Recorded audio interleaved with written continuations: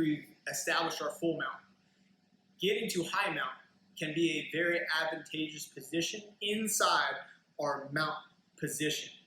By getting to high mount, that can help us isolate not only our opponent's arms for paintbrush, arm bar, maybe even setting up triangles, arm triangles as well, but it also keeps us away from our opponent's hips and makes it very difficult for them to bridge us over.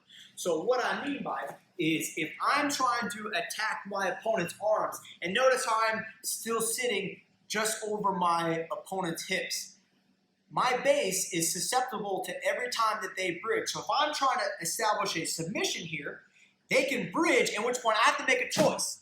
I gotta let go of that submission in order for me to maintain mount. So I will never be effectively able to isolate an arm, work on the collars if I'm sitting on my opponent's hips, because they can bridge every time, at which point I need to address my base to stay on top. So a way I can get through this is by dropping my chest and start climbing my knees up nice and high underneath my opponent's armpits.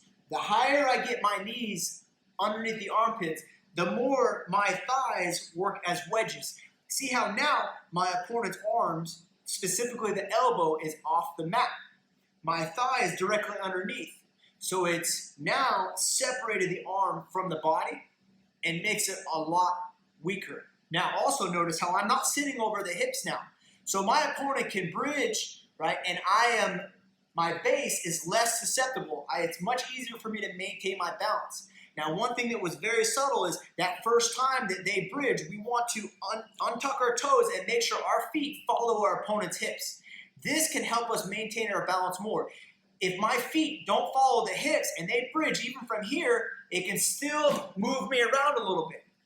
So when you feel your opponent's hips go to the sky, your feet should follow, almost like I'm pulling my hips to my opponent's body, and that helps me maintain this position a lot more. So from another angle,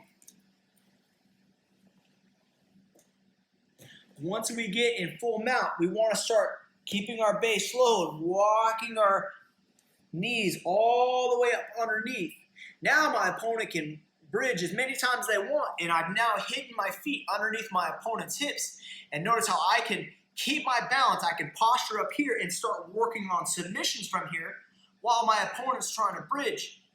All I have to do is wait them out, because your opponent's only going to have so many powerful bridges before they will get fatigued.